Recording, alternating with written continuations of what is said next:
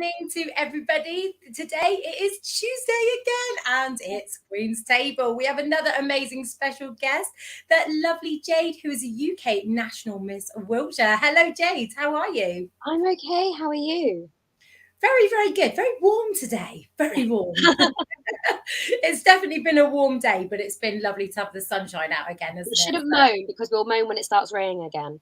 Yeah. No, I never moan with good weather. It's good. But, rain, not so keen on that. But it's good for the garden. It's not too bad at all. So we're here to chat about your pageant journey. And you have your final coming up next month, which is UK's National Miss. How are you feeling about it?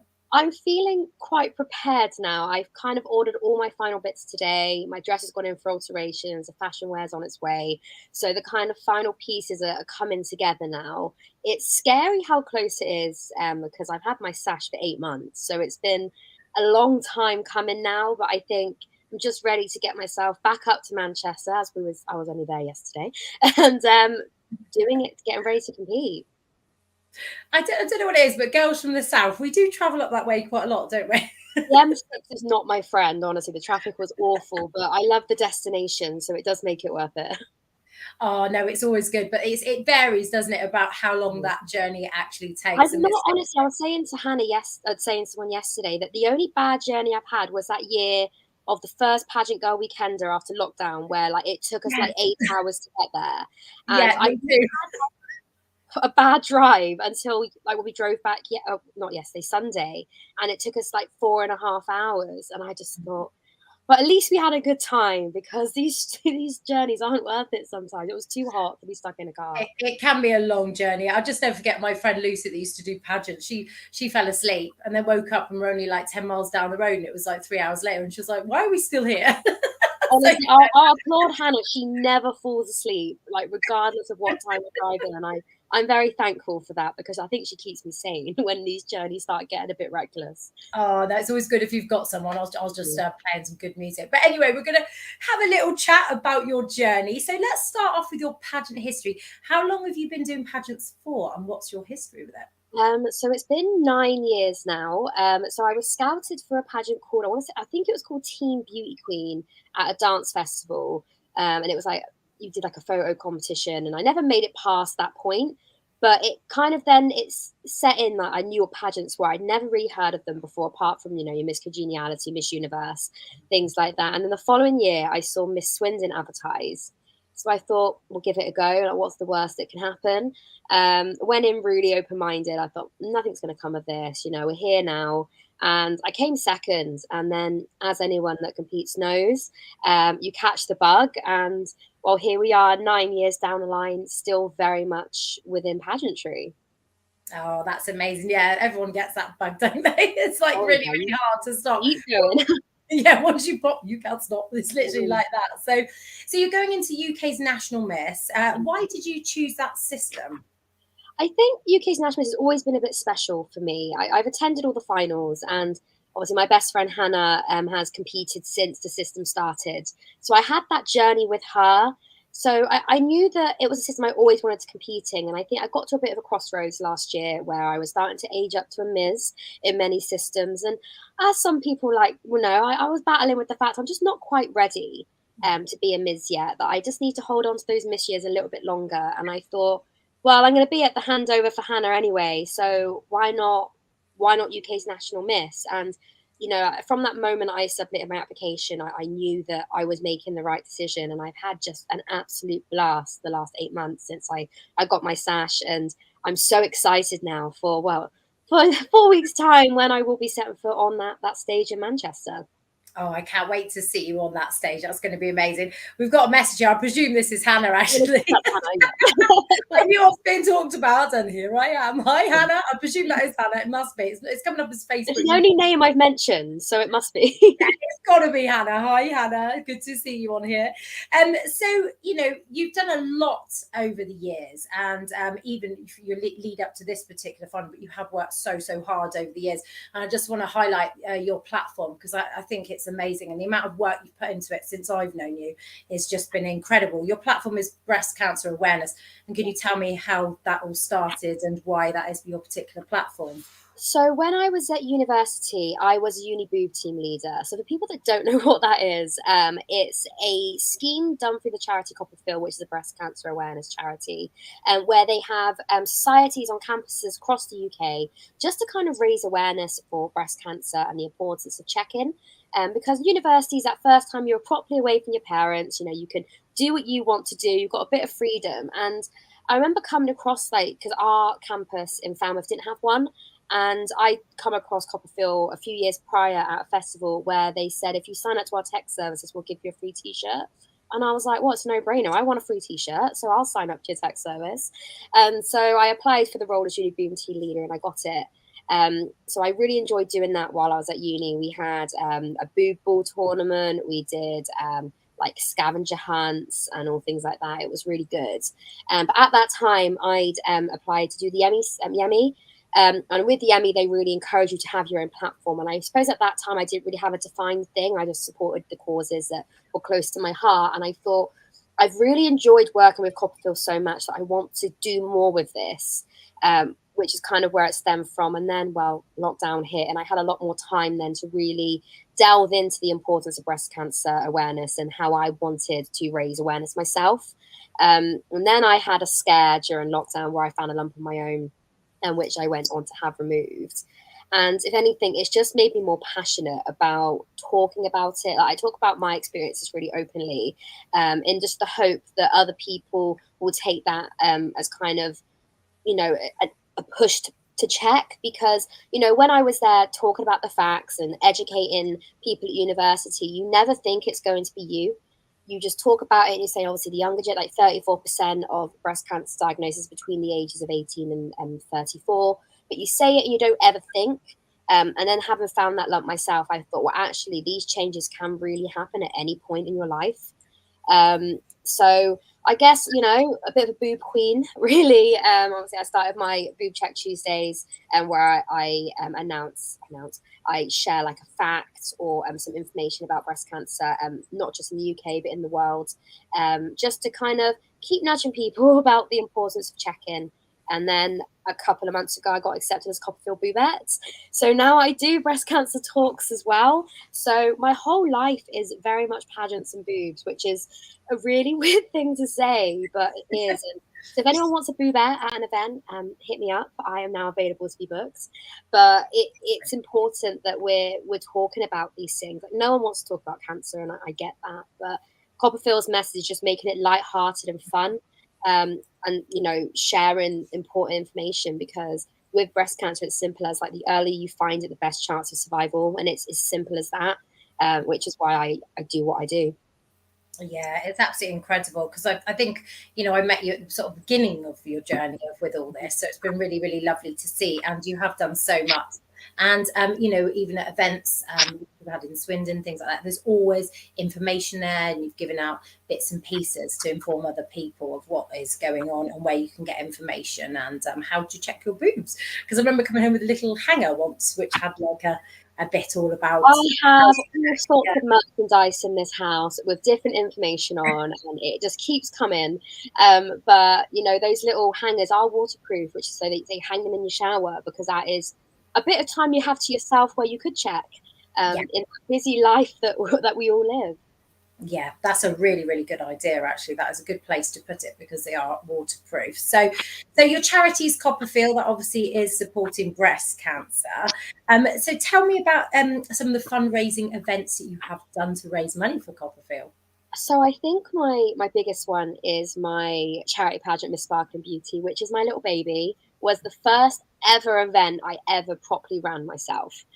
Back before university, back before I got the degree, which made me qualify to do what I do. But when we ran it last October, I raised over £1,000 for Copperfield, and I was so blown away. You know, I'm so thankful for the support I had at that event. And, you know, we don't get much in the Southwest, so it was good to see lots of Southwest girls turn up, because we all moan that nothing happens here. So, you know, that's why I think it's really important to have events like hold them down south, as much as it is good to put things up north because there is a huge community there, but supporting our little southern community. But I did before lockdown, me and Hannah, we did a and confidence talk and fashion show, which actually had a boobette talk in, which is the first boobette talk I ever saw. Which then at that point, I hadn't had a scare, so I wasn't eligible to be a boobette, but I remember how hard hitting it was. And I think that these things that I do kind of just set in stone for me why I'm so happy with what I do and why I support this charity. Obviously, Sparkling Beauty is happening again on October 7th in Swindon. Entries are open if you'd like to enter. And if you'd like to attend, you can do that too. I say it's ages away, but I feel like it's going to come around really fast because this year is flying already.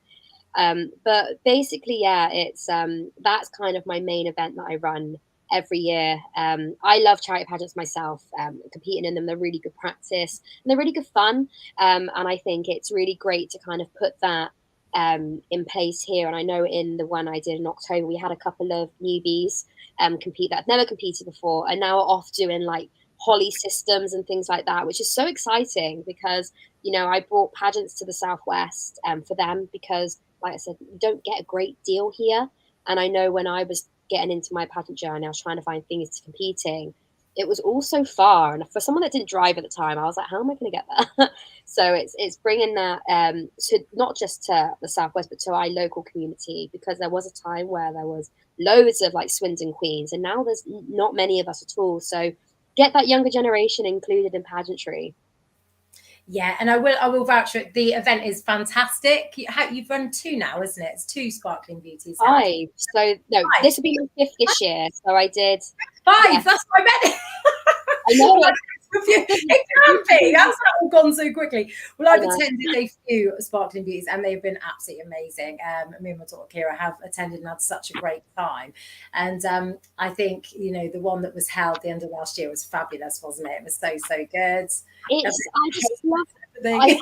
It stresses me out. A running event stresses me out so much, but I have the best time doing it. And, you know, with having just like the unconditional support from other people that I've met through pageants at these events, like Nicola, she sold out my raffle book. Like she was like, I sold it out. And I was like, what? That's boob biscuits. You sold like 500 tickets, Nicola. Yeah, boob biscuits. I was baking. I love making my boob biscuits. I literally found them on Pinterest when I was at university, and now they're just like my little favorite thing to bring to my breast cancer themed events. But it was a really fun day, and that's why I do it. I love running events. It's such a passion of mine. So it's good to kind of do it outside of work as well, because, you know, it's having my own personal spin on something that I love doing. Yeah, no, without a doubt, it is absolutely amazing because and it's such an important charity. It's a charity close to my heart at the moment as well. And, you know, we can, if anyone wants that's watching, to follow Jade's journey and also maybe see information about up and coming your pageant, Miss Sparkling Beauty or anything like that, I do have the Instagram page scrolling across the bottom. So please check that out. So if you were lucky enough to win the title, what are you going to do with your year? Well, the first thing I'm going to do, Dion, is I'm going to cry my eyes out. I'm honestly so happy. It's been the most amazing journey up to the finals. And, you know, I always say when competing that the journey is just as important as that final, because the finals go so quickly. You know, you turn up on the day and next thing you know, you're in bed with your pizza at the end and you think, where's the day gone? And it's true, it happens every time. There'll be some kind of Uber Eats on my lap at the end of that day. I don't know what it is yet, but it'll be something that's getting delivered to the hotel. Brilliant. It's so true. I've had such the best lead up, and, you know, having to now think about like the possibility of actually bringing that crown home and not just transporting Hannah's around with me all the time, which is what I've been doing for the past year. Is, you know, I'm going to really keep that boob theme going. So obviously the Sparkling Beauty is in October. I have got a boob brunch in the making at the moment, which will be food and a boobette talk by me. So I've got a couple of possible dates for that at the moment. So we're just trying to solidify some things. There will be a boob ball as well. I've been talking about this something for a really long time, but, you know, really trying to pull this all together. It's going to be a boob-filled year. it will be my last time competing as a Miss, so we're going to make this the year to remember, because as anyone my age knows, we are aging out very quickly, and it's really sad. But just going to try and do as much as I can with that title. Attend as many events as I can, like I've been doing the past 8 months. I'm on 96 appearances now. It's been a very tiring few months. Yeah, that's busy. That's very busy. It is. I don't know when I sleep, but just really bring that crown back to Wiltshire and do everything that I can.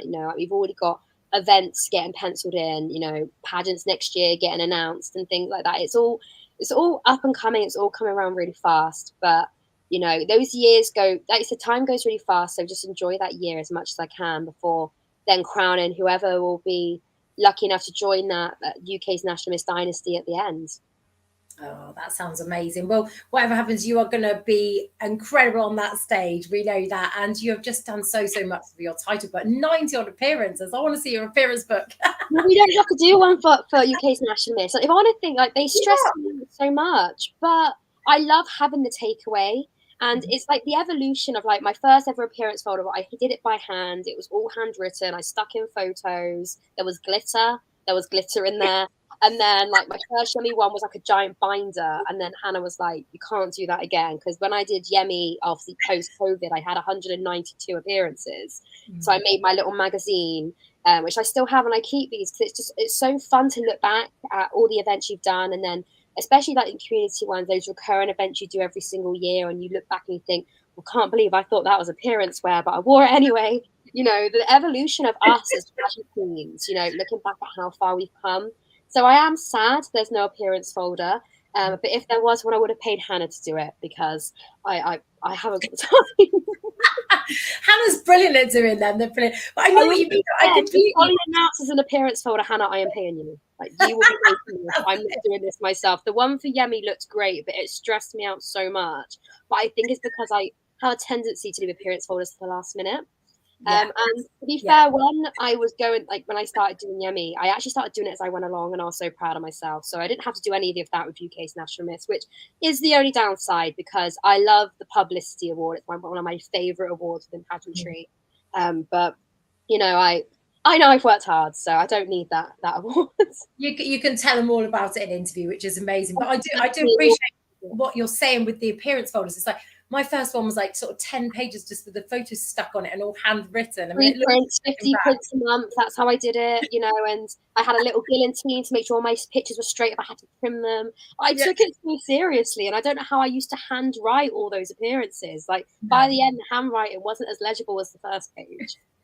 No, I know what you mean. I know what you mean about the glitter as well. I've still got my first one up there, and it's crazy to think how you sort of develop and how you just grow as you do. Technology is better now, and Canva is a fantastic tool. So I know. I think at one point I used to handwrite them all on Word, and I'd stick the photos on, and it works, but Canva is definitely the way forward. My appearance folder, like my Yemi one, I was so proud of. It looked so good. And it's easier to store than the binder I had from the year prior because it is like that big and it was so busy. And I ended up leaving it at the final and then it had to get posted to me. Oh my God, it was so, how did I forget it? It was so big. It was so heavy. I know, I completely appreciate it. It's making me laugh because I'm the same, but I'm a last minute wonder. So yeah, do remind me. I must do appearances. Or remind everyone at home. Just do. If you've got an upcoming final and you've not started your appearance folder, do it. Yeah, it's not something you want to be stressing out about at 2 a.m. like I was before Yemi. And I you know what? Hannah always goes, should have started it sooner. I'm like, I know. Like I'm very conscious I should have made that decision. I work well under pressure is what I tell myself in those situations. But no appearance folder this time. So hopefully no late night stressing before UK's National Miss because I feel very prepared. So we're just going to keep that mindset going now so that I don't start stressing out because I probably will at some point. You will be absolutely fine. Well, Jade, it's been an absolute pleasure talking to you as always. It's been lovely. And from all of us here at Pageant Land, we wish you the best of luck with everything. And you're going to be amazing on that stage. And I can't wait to see your outfits. I want to see them. I'm very, very excited to share my outfits for this one. They're all amazing. We're going out with a bang to end my Miss career. So, yeah. I'm excited. I'm very excited. I just can't wait. I can't wait to see these. I'm very excited about this. And it's not long now, it's only a few weeks. So, but yeah, don't blink and I'll be there. So keep an eye open. Yeah, it's going to come around very, very quick. We wish you all the best. And thank you so, so much for coming on this evening. I'll see you soon, Dion. Take care. Bye-bye.